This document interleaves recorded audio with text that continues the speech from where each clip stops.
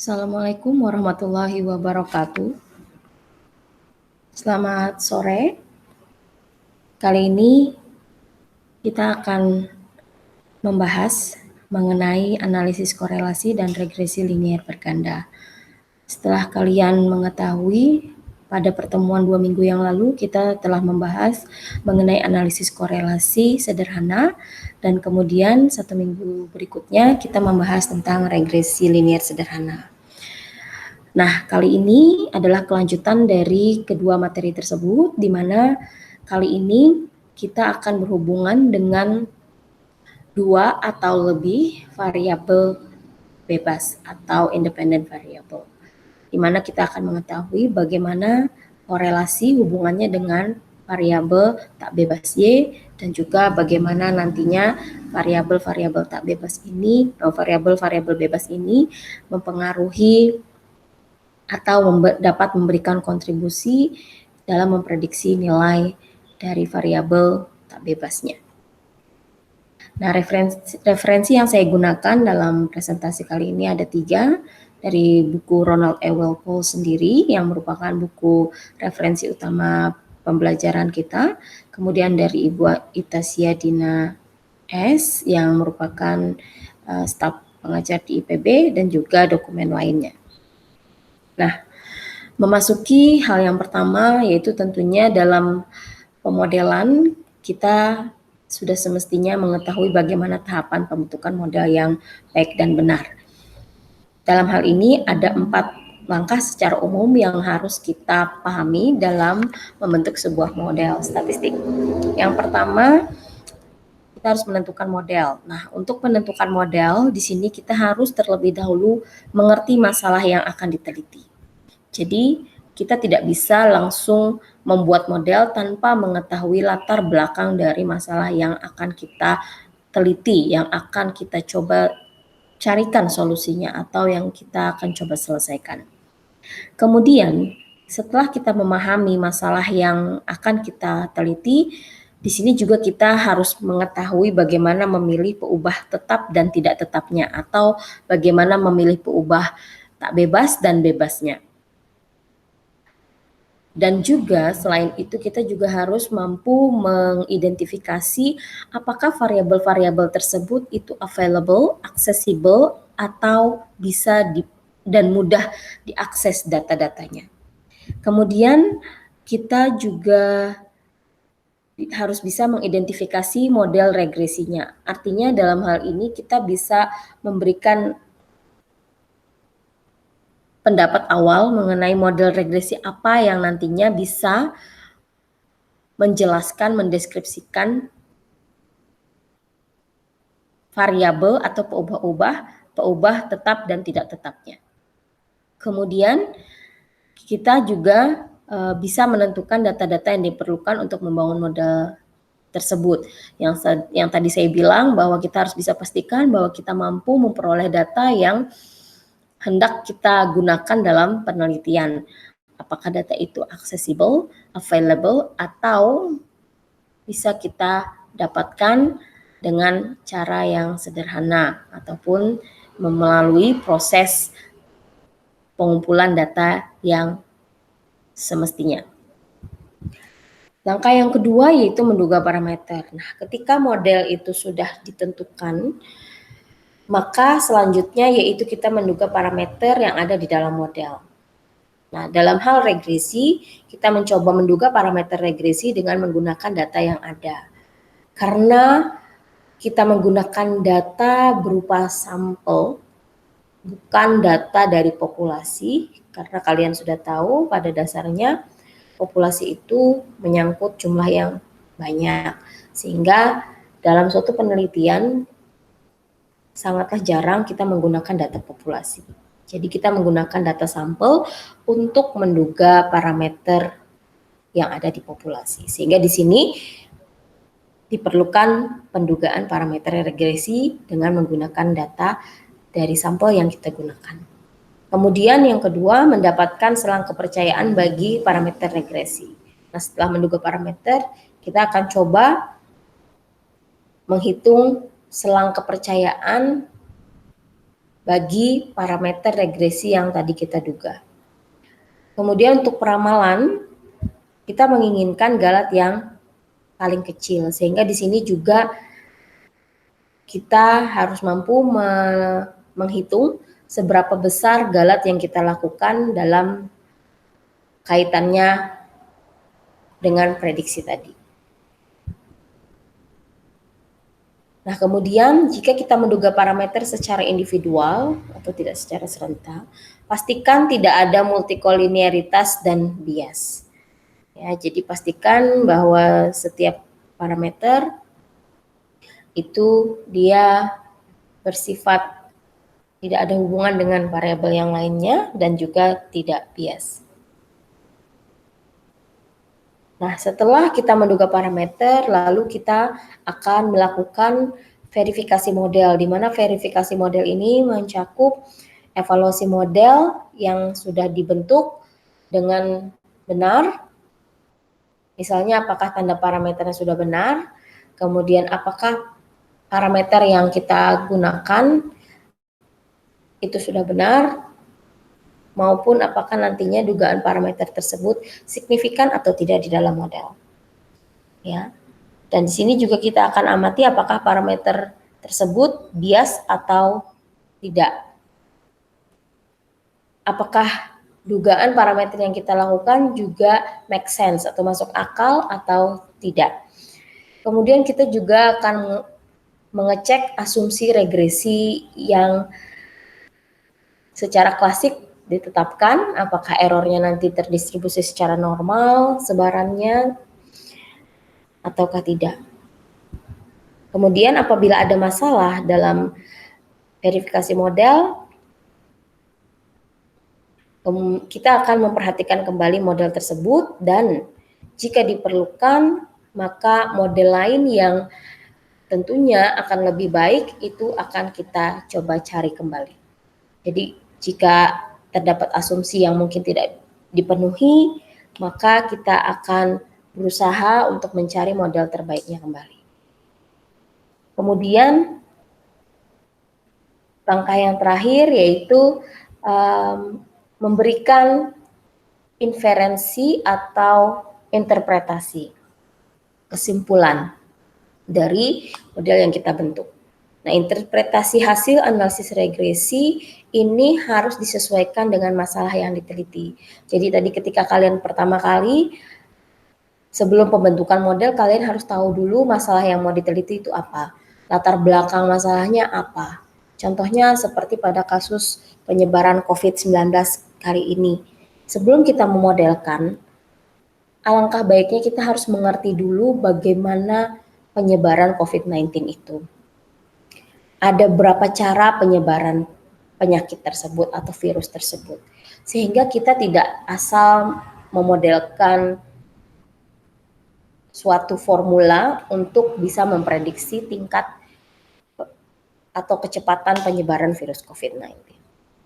Ataupun dengan penelitian bidang lain, kita juga harus bisa mencari tahu latar belakang yang lengkap sehingga nanti pembentukan modelnya itu cukup informasi di dalamnya. Ya. Nah, setelah model itu diverifikasi, tinggal nantinya kita menginterpretasikannya juga sesuaikan dengan masalah yang kita teliti atau kembalikan ke latar belakangnya seperti apa. Ya, jadi interpretasinya di sini harus disesuaikan dengan masalah yang kita teliti. Juga di sini ketika kita memberikan statistik inferensi, kita bisa melakukannya dengan menyajikan selang kepercayaan atau melakukan uji hipotesis terhadap parameter regresi yang kita duga. Dan kita juga bisa menggunakan model yang dibentuk untuk peramalan dan prediksi jika di dalam verifikasi model itu tidak terdapat hal-hal yang melanggar asumsi klasik maupun signifikansi dari parameter regresi di dalam model. Nah, seperti yang kalian lihat di sini, ini adalah bentuk umum model regresi linear ganda. di mana sekarang variabel bebas X-nya itu ada 2. Sini contohnya dengan 2 peubah penjelas atau 2 variabel bebas. Nah, seperti yang kalian lihat di sini, ini adalah penulisan secara umum, Y sama dengan beta 0 plus beta 1 X1 plus beta 2 X2 plus epsilon, error. Nah, jika dinotasikan dalam bentuk matriks, ini akan menjadi bentuk seperti ini, di mana ada matriks Y, X, beta, dan epsilon. Atau bisa dituliskan seperti ini.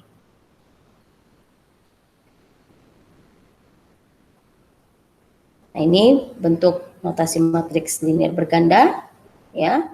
Kemudian penduga parameter regresi berganda itu dinotasikan seperti ini karena di sini model regresi linear berganda menyangkut 2 variabel tak bebas, variabel bebas, maka kita perlu menduga nilai beta 0, nilai beta 1, dan nilai beta 2 beserta nanti galatnya.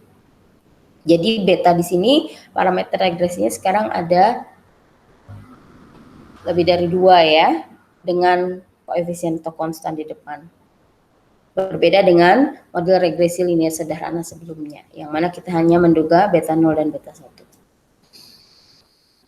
Nah, di sini ada contoh sederhana di mana kita mempunyai data observasi atau sampel yang diperoleh dari sampel sebanyak 7 data, ya, di mana kita mempunyai data berpasangan sebanyak 7 data, ada Y, ada nilai X1 dan nilai X2-nya.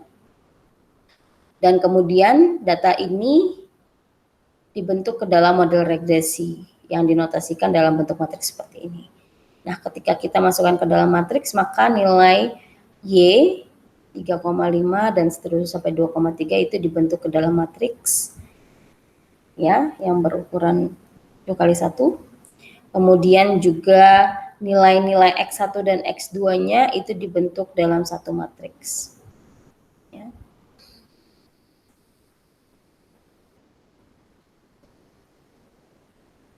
Kemudian nilai parameter beta di sini didefinisikan beta 0, beta 1 dan beta 0. Beta 2 ya di sini, bukan beta 0. Nah, dalam mengestimasi parameter regresi tersebut, kita akan lakukan perhitungan seperti yang diberikan dalam formula ini, ya, dengan menghitung inverse dari X transpose X, kemudian dikalikan dengan X transpose dan Y-nya.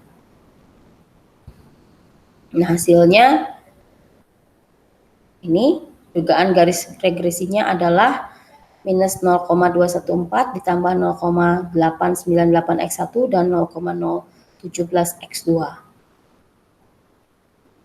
Nah, ini adalah dugaan garis regresi. Jadi setelah kita mendapatkan nilai dugaan parameter regresinya, maka langkah selanjutnya yaitu memeriksa apakah model tersebut layak digunakan, ya, atau memenuhi beberapa asumsi yang harusnya dipenuhi.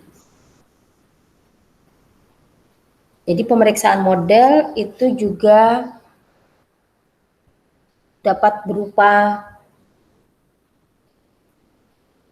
pemeriksaan apakah peubah penjelas yang digunakan itu memiliki hubungan linear dengan peubah respon, atau apakah ada hubungan sih antara variabel bebas dengan tak bebasnya. Kemudian kita juga bisa mengetahui apakah penambahan variabel bebas ke dalam model itu memang penting adanya, atau apakah memang memberikan hasil yang signifikan atau tidak.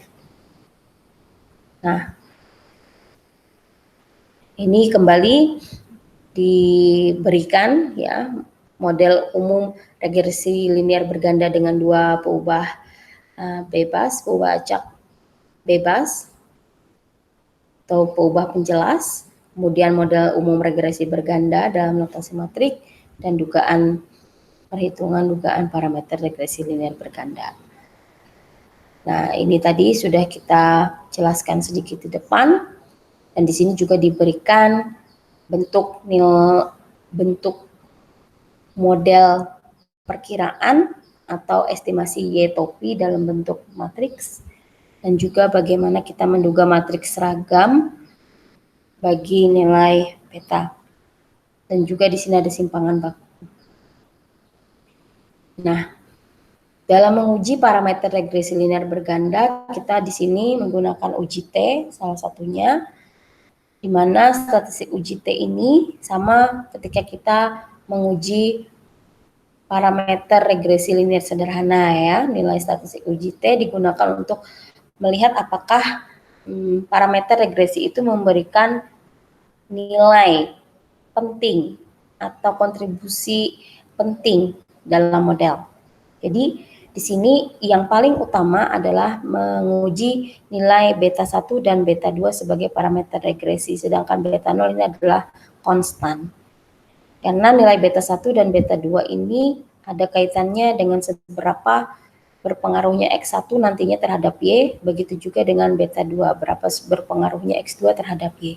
Sehingga nilai parameter regresi beta 1 dan beta 2 ini dugaannya harus kita cek dan kita teliti apakah dia mempunyai nilai atau kontribusi yang signifikan di dalam model. Menggunakan uji T kita dapat mengetahui nantinya apakah dia signifikan di dalam model atau tidak.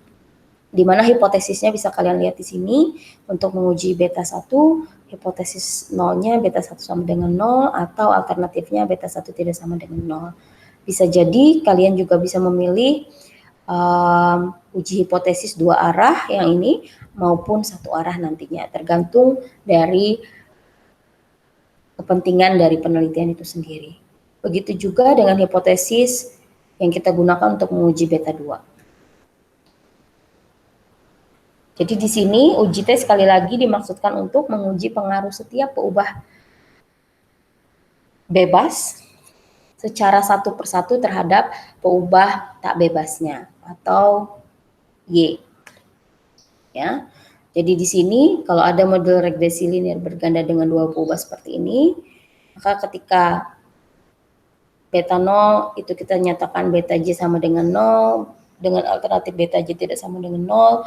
Ini artinya kita ingin mengetahui apakah peubah penjelas X J itu memiliki hubungan linear dengan Y. Jika nilai BJ-nya B1, B2-nya sama dengan 0, maka model ini itu akan menjadi sebuah fungsi konstan. Ya, artinya tidak ada kaitannya antara X dan Y secara linear.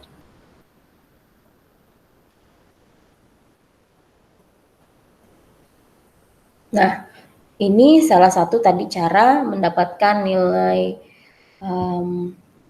X transpose X inverse-nya berdasarkan data sederhana tadi pada slide sebelumnya, di mana nantinya bisa didapatkan dugaan garis regresi seperti ini. Ya, kalian bisa coba nanti secara manual maupun komputasi di rumah. Ya. Nah, dalam hal ini kita tentukan hipotesisnya secara dua arah, di mana hipotesis nolnya BJ sama dengan 0 dan alternatifnya BJ tidak sama dengan 0. Setelah kita hitung nilai statistik T-nya, kita peroleh bahwa nilai T hitung untuk beta 1 itu 3,55 dan T hitung untuk beta 2 itu sama dengan 0,89. Sedangkan di sini sama seperti ketika kalian belajar pengujian hipotesis, cara pengambil keputusannya sama. Cara pengambilan keputusannya itu hampir sama. Jadi di sini untuk beta 1 dengan T hitung 3,55 dia berada di sisi sebelah kanan sini. Sedangkan kita tahu bahwa nilai T tabel dengan derajat bebas 4 dan alfa per 2-nya adalah 0,025, itu sebesar 2,776, maka kita menolak H0. Artinya, kembalikan lagi menolak H0, berarti kita menolak bahwa beta 1 itu sama dengan 0. Artinya beta 1 itu mempunyai hubungan linear dengan Y, ya. Karena kita menolak bahwa beta 1 sama dengan 0, artinya kita menerima bahwa beta 1 itu tidak sama dengan 0. Artinya dia punya peran di dalam model. Sedangkan untuk beta 2, T hitungnya 0,829, di mana ini jatuhnya di sebelah sini, ya, atau masuk di dalam wilayah penerimaan H0. Artinya hipotesis 0 yang kita punya di mana beta 2 sama dengan 0 itu benar. Artinya nilai koefisien regresi beta 2 yang kita duga itu bernilai 0. Nah, di sini kita lihat dia memang agak kecil sehingga keberadaannya di dalam model itu tidak begitu signifikan atau penting dalam hal pengaruhnya terhadap Y. Sehingga dia tidak, di sini tidak cukup bukti untuk mengatakan bahwa ada hubungan linear antara X2 dan Y. Nah, ini salah satu output dari Minitab, ya. Nanti kalian bisa coba dengan menggunakan SPSS atau R. Outputnya hampir sama. Pada umumnya terdapat dugaan garis regresinya, kemudian juga ada nilai konstan, nilai parameter regresi beta 0, beta 1 dan beta 2-nya di sini. Nah, ketika kalian lihat di sini juga kita bisa, kalau menggunakan komputasi, kita tidak perlu membandingkan T hitung ini dengan T tabel, cukup dengan melihat p-value di sini. Ya, kalau tadi kita membandingkan T tabel ini dengan T hitungnya, ya, ini secara teori seperti ini. Jadi nanti kalau penelitian kalian bisa gunakan secara teoritis untuk menjelaskan itu seperti ini, namun nanti pengerjaannya bisa menggunakan bantuan komputasi. Jadi di sini kita lihat bahwa X1 ini sebagai estimasi dari beta 1 dengan koefisien 0,89, dengan T hitungnya tadi 3,55 dan p-value 0,024, di mana ini kurang dari 0,05, maka kita bisa bilang ini menolak H0. Sedangkan yang untuk parameter regresi B2 yang kita duga koefisiennya 0,017, ini mempunyai nilai p-value yang lebih dari 0,05, sehingga kita menerima H0. Nah, di sini juga diketahui bahwa nilai R-square-nya 83%, sedangkan nilai R-square Chess-nya 74,9%. Jadi, meskipun secara umum model regresi yang diduga ini mempunyai variabilitas atau persentase kontribusi dari variabel tak bebasnya besar, namun di sini kita belum mengetahui mana yang berkontribusi lebih. Nah, sedangkan berdasarkan uji T tadi kita tahu bahwa keberadaan X1 itu lebih signifikan dibanding keberadaan X2. Ya, jadi di sini nantinya variabel X2 ini bisa dikeluarkan dari model jika memang dia tidak mempunyai keberartian yang cukup model. Nah, kemudian ada juga yang disebut dengan uji F. Kalau tadi uji T, sekarang uji F. Uji F ini digunakan untuk mengetahui peubah-peubah atau variabel-variabel bebas yang ada dalam model, apakah dia berpengaruh secara serempak atau bersama-sama terhadap variabel tak bebasnya atau variabel Y-nya.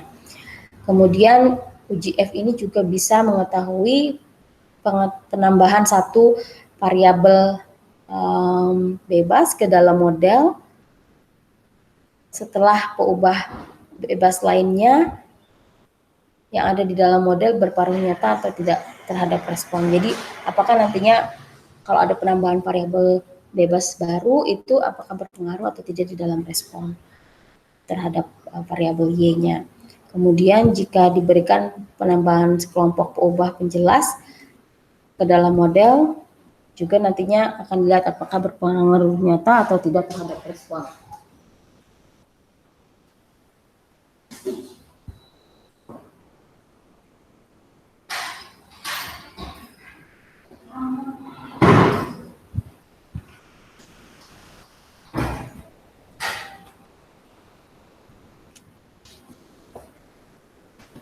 Nah, di sini adalah bentuk tabel analisis ragam yang digunakan untuk melakukan uji F, di mana ada sumber keragaman, kemudian derajat bebas, jumlah kuadrat, dan kuadrat tengah.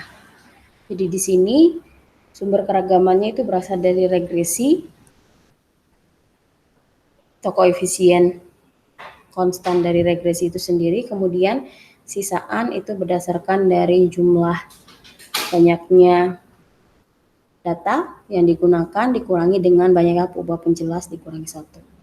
Dan di sini adalah bentuk formulasi untuk menghitung atau mengisi nilai-nilai dalam tabel analisis ragam.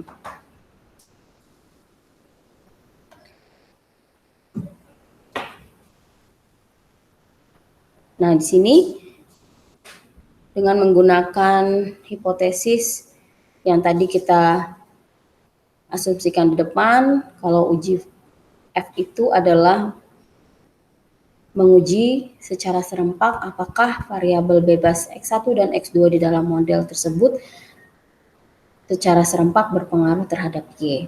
Ya, sehingga kita perlu membuat tabel analisis ragamnya seperti ini. Dan nantinya nilai F hitung yang dapat kita gunakan dalam perbandingan terhadap F tabel itu dari perbandingan antara kuadrat tengah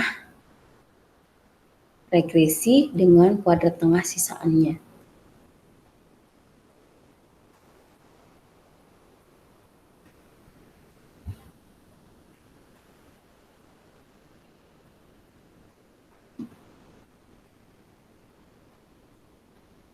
Kemudian di sini koefisien determinasi berganda atau R square itu juga dapat dihitung dengan atau melalui rasio keragaman yang dijelaskan dibagi dengan total keragaman. Ya, dari nilai di tabel ANOVA ini, analisis ragam, kita bisa menghitung berapa besar koefisien determinasinya atau R square-nya. Nah, pada saat analisis regresi linear sederhana, saya sudah pernah katakan bahwa adjusted R square itu nantinya akan digunakan ketika kita berhadapan dengan model regresi linear berganda. Jadi di sini karena R square biasa itu besarnya tidak pernah turun ketika peubah X ditambahkan ke dalam model.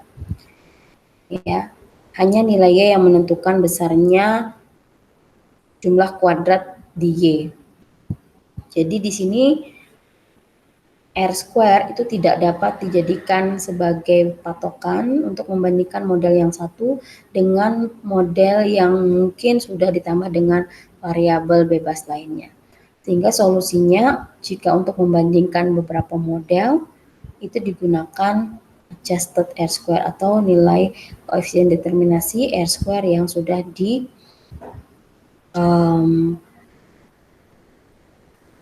di-adjust atau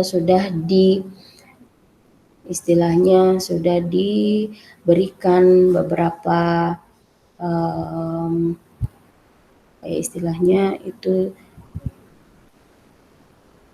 sudah diberikan beberapa adjustment atau perubahan. Jadi di sini setiap penambahan peubah penjelas akan menurunkan nilai adjusted R square. Jadi di sini kita beri seperti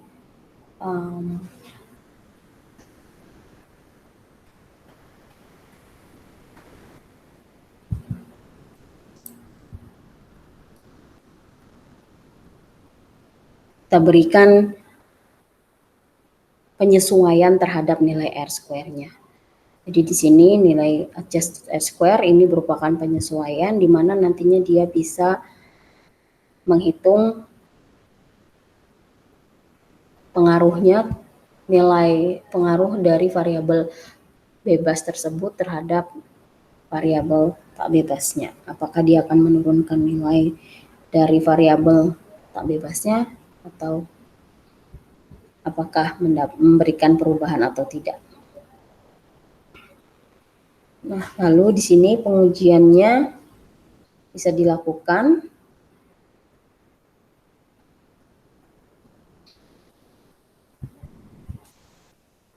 ini kembali diperlihatkan bagaimana format dari model regresi linear berganda secara matrik, dan ini adalah salah satu cara yang kita bisa lakukan secara manual dalam menghitung nilai koefisien determinasi. Ya.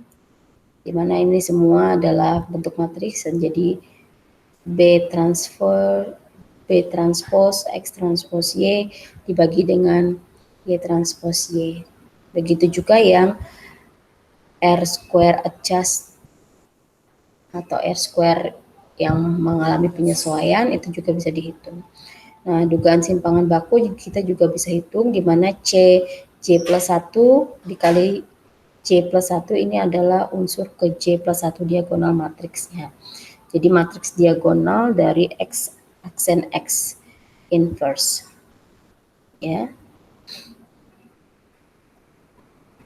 Mungkin pelajaran ini itu sudah didapatkan ketika kalian berada di bangku S1, ya, bagaimana cara menghitung secara matematis koefisien determinasi, simpangan baku, dan menduga parameter regresi.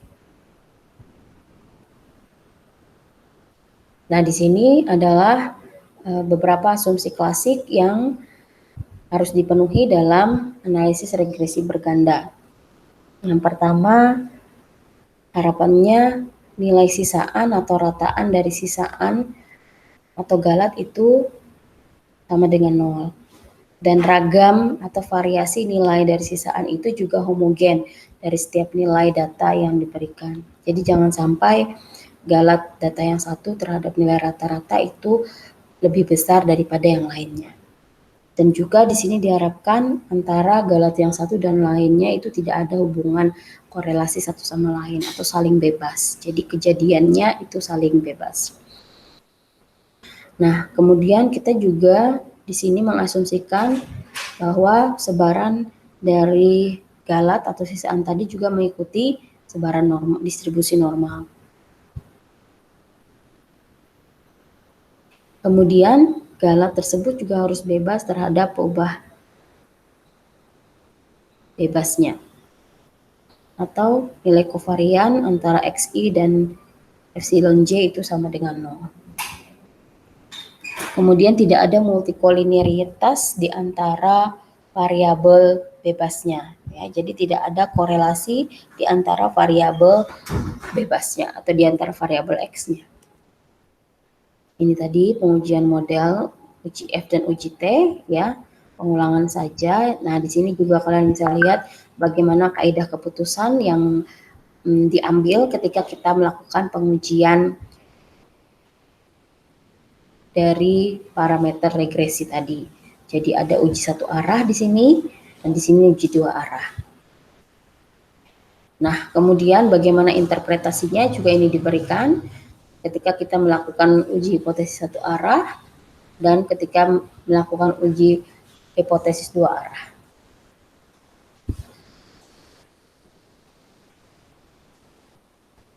Nah, di sini ada contoh data tekanan darah nantinya yang bisa kalian lakukan sebagai latihan baik secara manual maupun komputasi.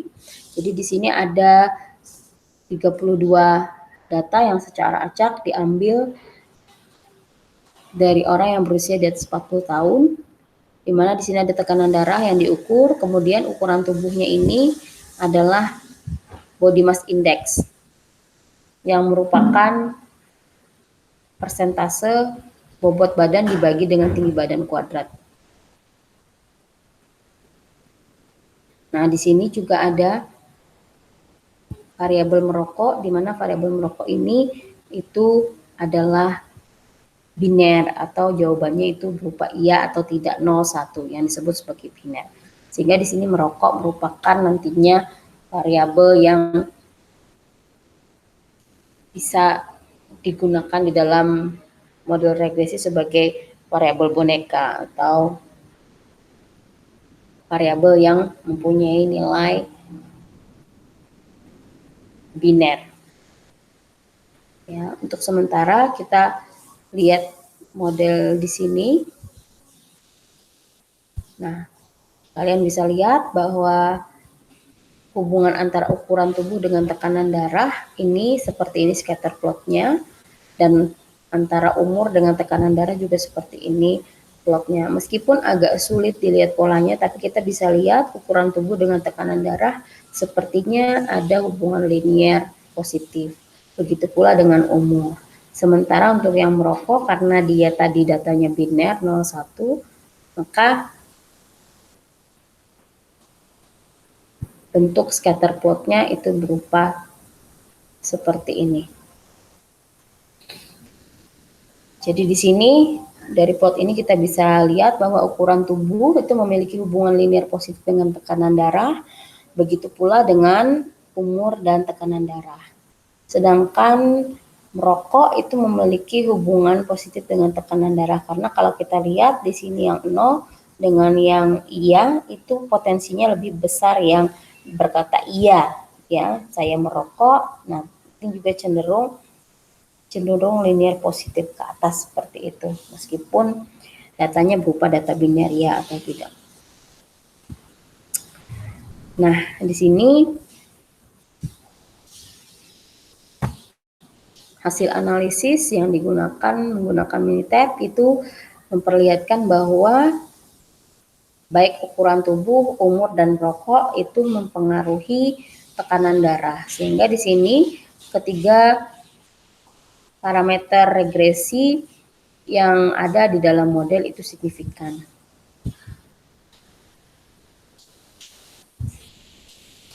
Nah, ini adalah cara manual ketika kita menentukan apakah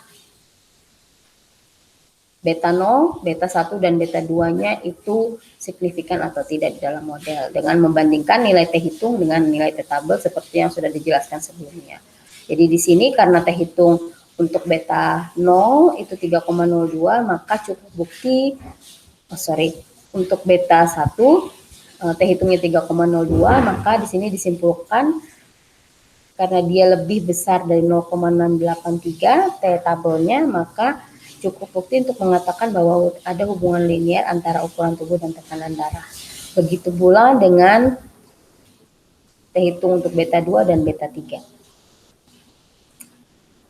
Jadi di sini dengan uji F kita dapat mengetahui hal-hal yang tadi sudah dijelaskan di depan, mengetahui peubah-peubah penjelas mana saja sih yang mempengaruhi secara serempak terhadap variabel respon atau variabel tak bebasnya, kemudian apakah penambahan beberapa atau satu peubah penjelas ke dalam model itu nantinya akan berpengaruh secara signifikan atau tidak. Begitu pula jika ada penambahan sekelompok peubah bebas ke dalam model. Ya, ini juga sama dengan slide sebelumnya yang menggambarkan tabel analisis ragam. Nah, ketika kita melakukan uji F secara keseluruhan, kita bisa lihat bahwa di sini nilai signifikan untuk beta I itu semua untuk beta J, di mana hipotesis kita adalah beta J itu sama dengan 0. Di sini p-value-nya kurang dari 0,05, maka kita menolak H0, artinya minimal ada satu beta J yang nilainya tidak sama dengan 0. Artinya model regresi ini itu bisa digunakan karena parameter minimal ada satu parameter regresinya yang tidak sama dengan 0. Artinya tidak ketiga-tiganya sama dengan 0. Nah, ketika ketiga-tiganya ini sama dengan 0, maka persamaan ini bukan lagi merupakan model regresi. Itu yang di sini yang dimaksudkan. Jadi di sini Bisa kita simpulkan melalui UGF ini tekanan darah memiliki hubungan linier dengan minimal satu peubah penjelas. Mana saja yang berpengaruh tadi bisa digunakan melalui uji T. Ini ya, seharusnya balik UGF dulu baru uji T ya. Jadi nggak apa-apa. Jadi langkah yang digunakan itu ketika kalian berhadapan dengan analisis regresi linier berganda terutama, maka kalian harus lihat dulu UGF-nya. Apakah memang ada minimal satu parameter regresi yang bernilai tidak sama dengan 0, sehingga model itu bisa digunakan atau dikatakan sebagai model regresi. Nah, baru nanti perlahan setiap koefisien regresinya dilihat signifikansinya di dalam model.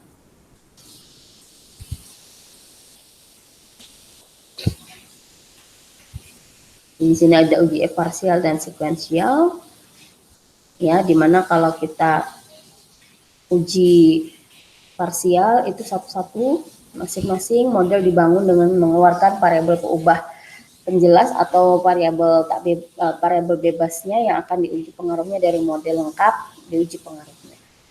Kalau sekuensial itu nantinya model dibangun dengan menambahkan satu persatu model penjelas. Jadi cara menambahkan variabel bebas ke dalam model regresi itu ada dua, ada yang secara parsial nantinya UGF-nya dan ada juga secara sekuensial. Jadi kalau parsial kita mungkin bisa lihat keseluruhan dulu secara umum sejumlah variabel bebas yang dimasukkan ke dalam model, kemudian mengerucut sampai dengan mendapatkan model yang terbaik. Nah, kalau sekuensial kita mengacu kepada model dasar dulu, model yang berupa model konstan di sini, baru kemudian satu persatu memasukkan parameter memasukkan variabel bebas ya satu-satu sampai nanti menemukan model terbaiknya. Jadi ini langkah-langkah uji parsial dan juga seperti tadi dibilang kalau uji parsial itu dari model lengkap dulu turun sampai nanti terdapat model terbaiknya ya. Namun ketika sekuensial kita merujuk ke model umum dulu, model sederhananya dulu dengan satu peubah misalnya, atau dengan model konstannya dulu baru ditambahkan satu peubah, kemudian ditambahkan peubah lain, di mana nantinya penambahan peubah bebas ini diharapkan bisa menambah keakuratan atau tingkat signifikansi dari model tersebut.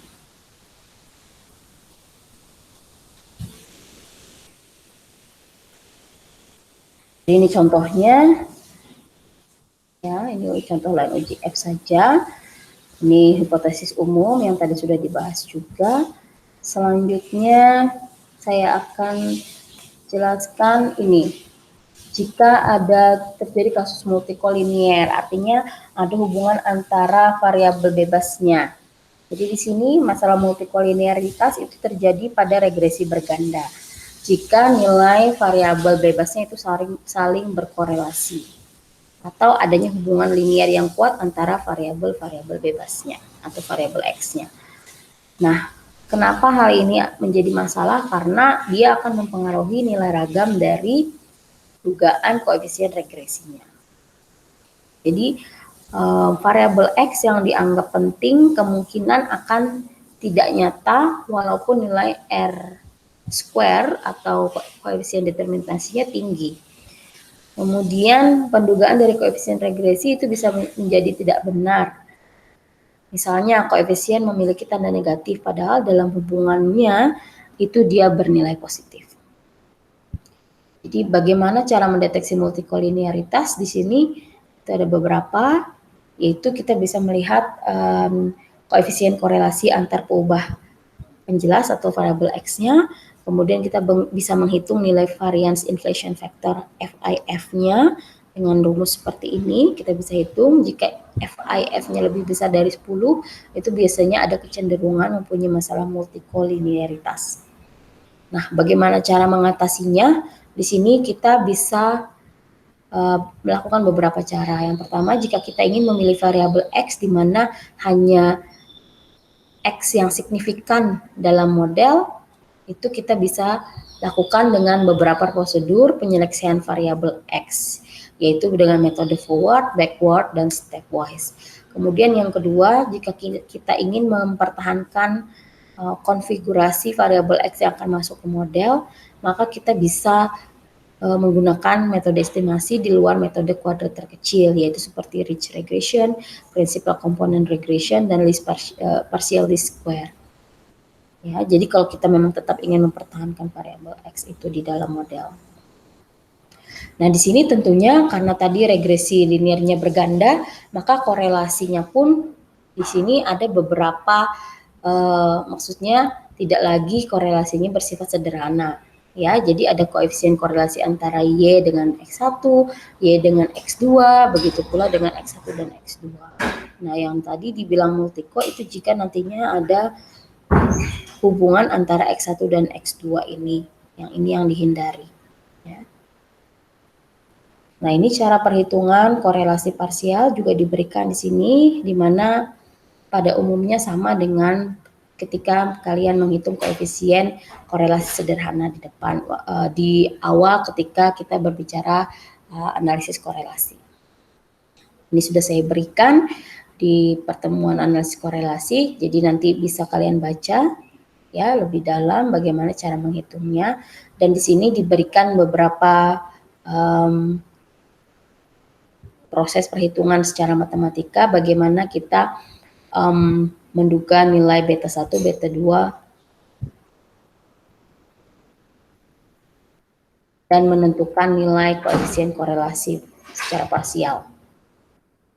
Ya.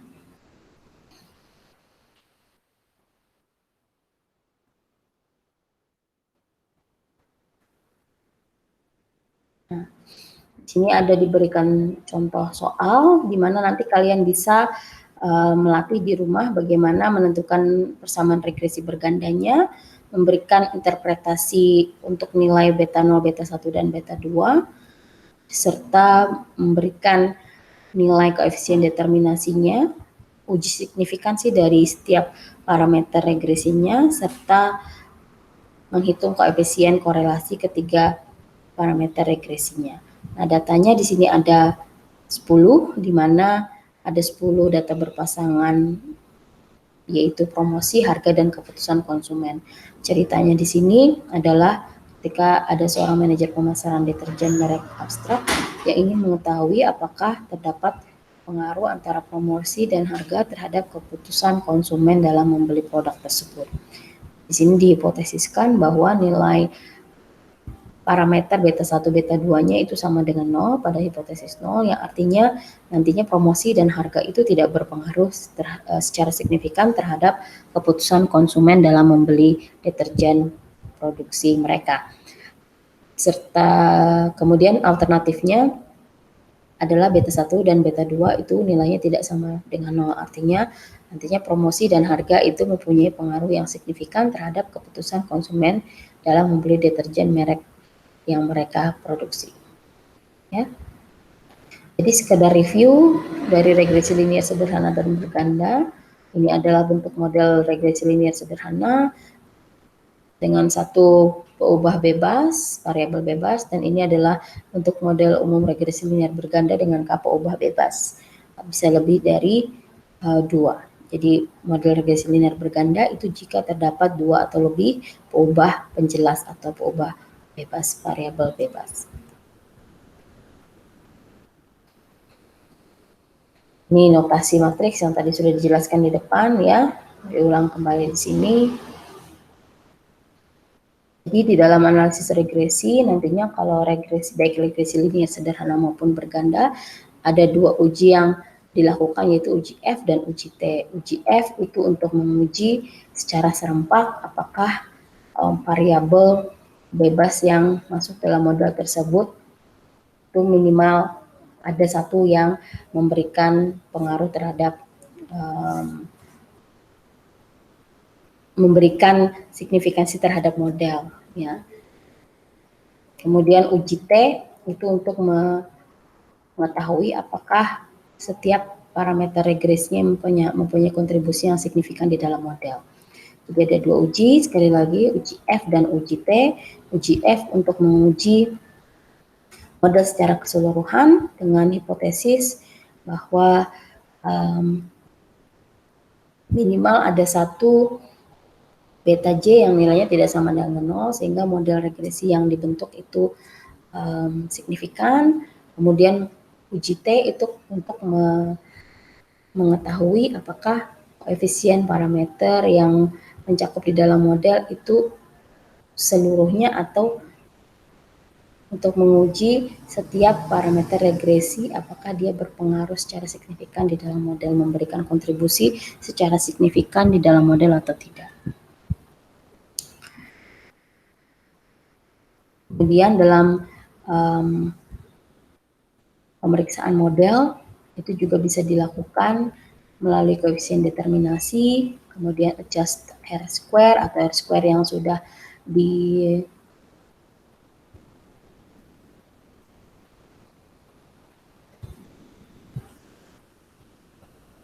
dilakukan perubahan ataupun penyesuaian. Kemudian kita juga bisa melihat nilai prediction sum of square-nya, di mana di sini diberikan bagaimana cara menghitung press nantinya, ya. Nah, di sini juga diberikan caranya untuk menghitung nilai press tadi. Jadi press itu adalah prediction sum of squares, artinya nilai prediksi jumlah kuadratnya. Di mana di sini kita bisa lihat bahwa press ini tidak lain adalah jumlah dari kuadrat galat, ya. Prediction sum of square, jadi jumlahan dari galat, kuadrat galatnya.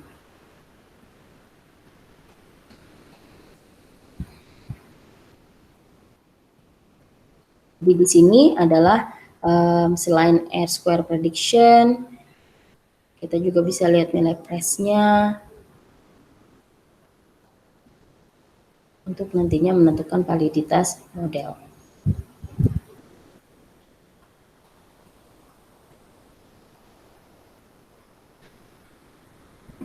Jadi di sini diberikan untuk data contoh yang tadi di tabel ini, ya, ada nilai Y dan nilai X. Kemudian kita coba melakukan peramalan, di mana kita bisa memperoleh nilai galat dari selisih nilai Y dengan nilai ramalannya, yaitu minus 0,6. Kemudian nilai selisih ini kita kuadratkan sehingga didapat pressnya 23,6229.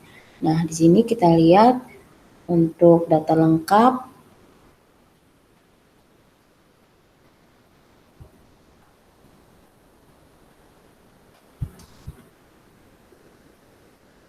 Di sini dilihat pengamatan ketiga itu dirasa berpengaruh terhadap galat yang ditimbulkan karena dia mempunyai nilai yang cukup besar, sehingga di sini kita akan melakukan penghitungan kembali model tanpa menggunakan pengamatan ketiga, dan kita akan bandingkan nilai R square dan juga nilai pressnya.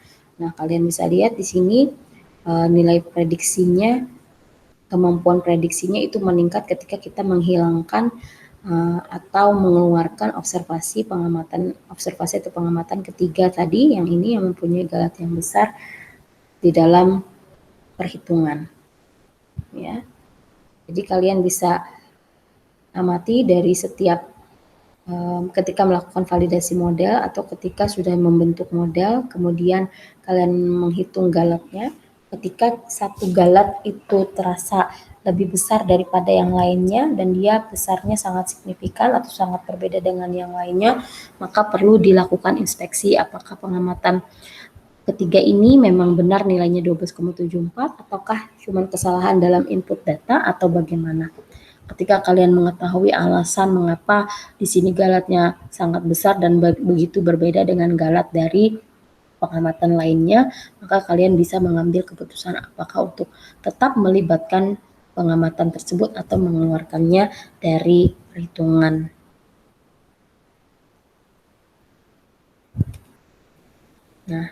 Nah, di sini kita lihat nih pencilan atau outlier yang disebabkan oleh pengamatan yang ketiga. Akan tetapi ketika pengamatan yang ketiga itu dikeluarkan, maka dia menjadi nilai yang boleh dikatakan sempurna karena R square-nya 100%. Ya, jadi ini asumsi yang harus dipenuhi dari analisis regresi linier berganda. Kalau analisis linier sederhana juga harus memenuhi persyaratan ini, namun untuk yang kasus multikolinearitas dan yang nomor 3 dan 4 ini tidak berlaku karena dia hanya mempunyai satu variabel bebas, sedangkan di linier berganda itu mempunyai 2 atau lebih variabel bebas X. Ya, jadi ini tadi bagaimana cara memilih persamaan regresi terbaik bisa dilihat dari nilai R square-nya, kemudian nilai variansinya, nilai statistik CP Mallow-nya juga bisa, atau menggunakan nilai PRESS tadi bisa digunakan. Ya, di sini ada ketentuannya.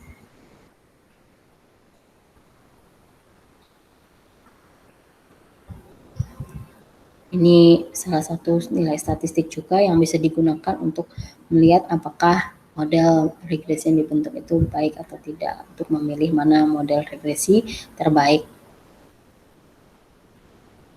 Ini tadi stepwise regression, sedikit prosedur regresi di mana nantinya dia menentukan perubahan mana yang akan dimasukkan ke dalam persamaan regresi.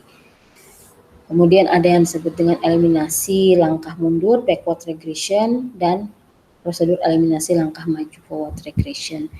Jadi dalam memilih model regresi, terutama dalam regresi berganda, karena kita mempunyai lebih dari satu variabel bebas, maka kita akan menentukan model regresi terbaik, di mana nanti melibatkan minimal 2 atau lebih variabel bebas yang memang benar-benar memiliki kontribusi. Nah, untuk memilihnya itu bisa dilakukan dengan stepwise regression ataupun dengan melakukan backward maupun forward regression. Jangan yang tadi parsial ataupun sequential tadi. Jadi kalau yang stepwise itu digunakan untuk mencari model regresi terbaik serta mengatasi multikolinearitas. Jadi nanti caranya satu persatu dimasukkan peubah atau variabel bebasnya ke dalam model dan dilihat mana yang nanti memberikan nilai kecocokan yang terbaik. Kalau yang backward dan forward selection, dia nanti juga akan memilih variabel bebas mana saja yang nantinya akan memberikan signifikan yang tinggi terhadap model.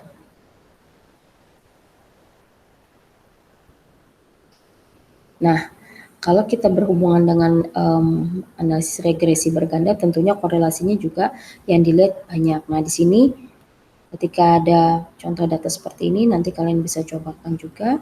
Ada 15 daerah di Indonesia yang diamati sales nilai data penjualannya, biaya promosinya, jumlah outlet, laju penduduk, jumlah pesaing, dan info masyarakatnya. Nah, dari sini mereka ingin mengetahui yang pertama korelasi antara variabel-variabel ini 1, 2, 3, 4, 5, 6. Jadi mereka ingin melihat korelasi antara keenam variabel ini.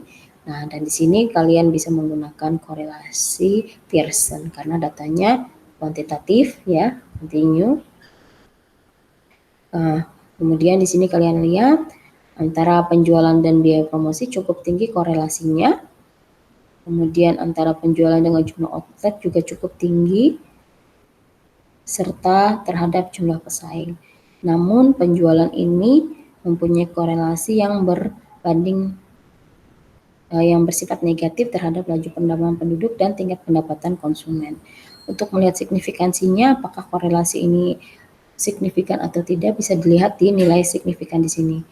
Nah, nilai promosi dengan koefisien korelasi 0,9 ini dia signifikan, dengan jumlah outlet juga signifikan, serta jumlah pesaing, namun tidak dengan laju pertambahan penduduk dan tingkat pendapatan konsumen. Sehingga dari analisis awal ini kalian bisa melihat atau menebak atau menduga sementara bahwa nilai penjualan itu bisa dipengaruhi dari biaya promosi, jumlah outlet yang ada, serta jumlah pesaing yang ada.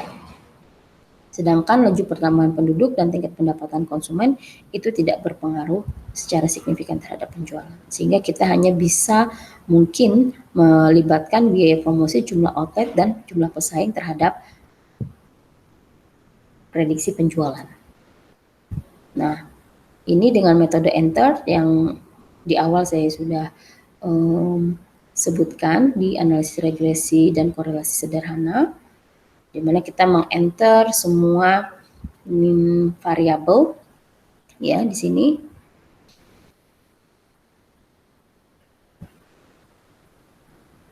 Nah, di sini kelihatan bahwa model 1 itu hanya melibatkan konstan dan biaya promosi. Sedangkan model 2 itu melibatkan konstan, biaya promosi, dan jumlah outlet. Jadi di sini dia menggunakan dua model. Dan kita lihat nilai dari koefisien regresi masing-masing modelnya ini signifikan, baik yang model 1 maupun model 2. Nah, di sini adalah nilai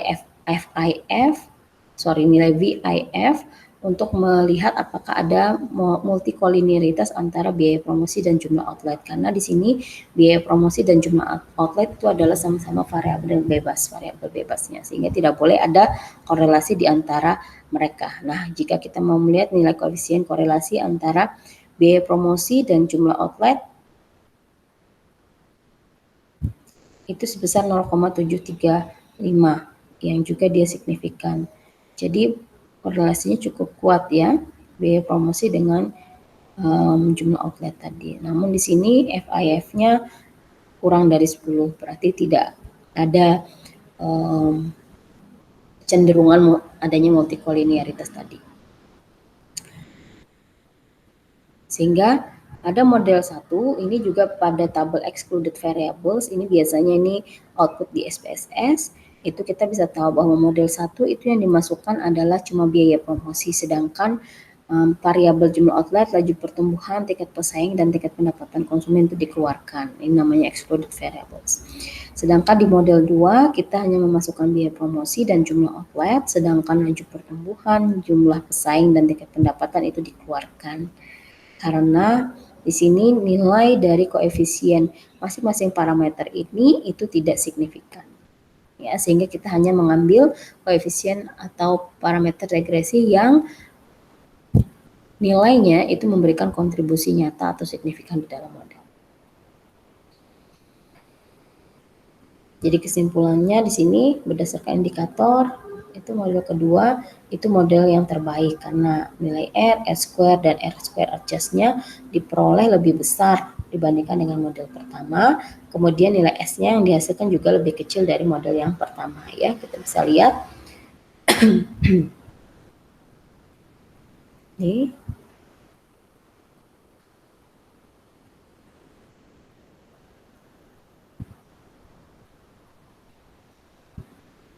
Nah, selanjutnya ini hanya sekedar penjelasan bagaimana metode backward dan forward.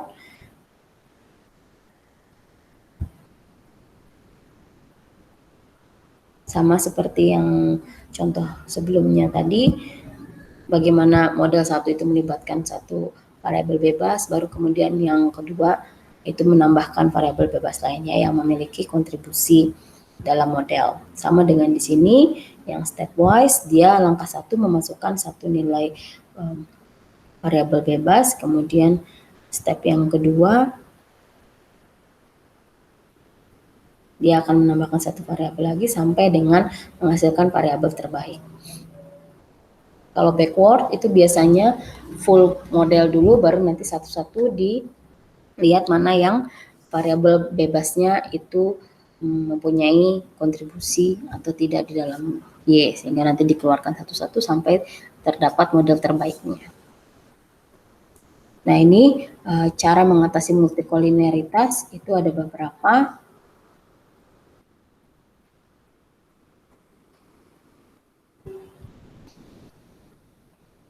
Di sini caranya bisa jadi dengan cara menghilangkan salah satu peubah bebas atau variabel bebas yang mempunyai korelasi tinggi terhadap bebas-bebas lainnya. Jadi misalnya ada X1 dan X2 itu mempunyai koefisien korelasi yang tinggi, maka salah satu harus dikeluarkan dari model.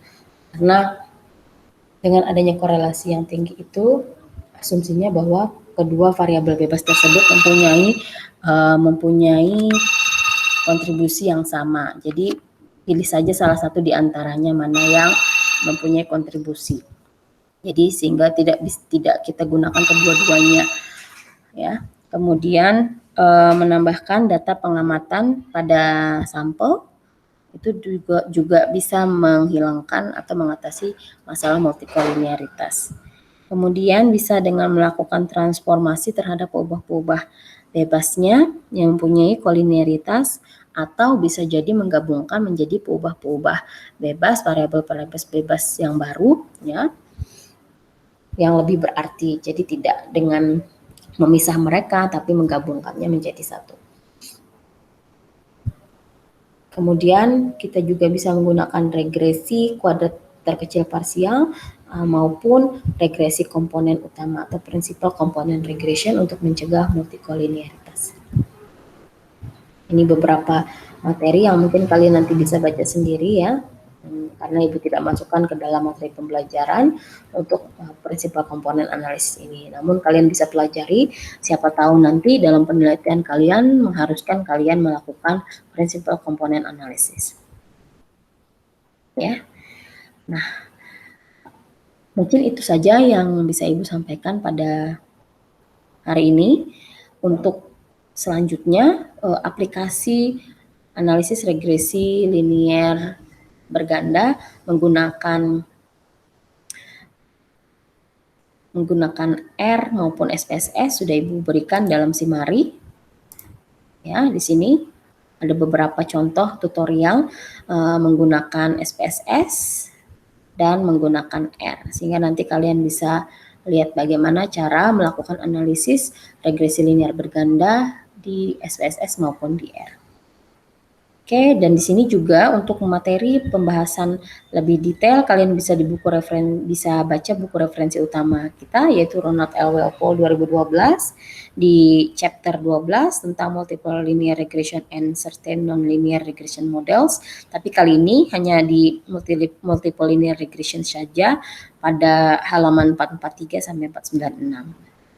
Ya, dalam membacanya kalian juga bisa melatih contoh-contoh soal yang diberikan nantinya di sana di dalam buku, di mana di situ sudah dituliskan dengan jelas sekali bagaimana cara menghitung maupun menyelesaikannya. Dan sebagai latihan atau penilaian tingkat pemahaman materi yang diberikan, kalian bisa pilih satu di setiap latihan ini nantinya, ya, yang mana bisa diselesaikan melalui manual maupun menggunakan komputasi. Oke, terima kasih atas perhatiannya. Saya ucapkan mohon maaf dan Assalamualaikum warahmatullahi wabarakatuh.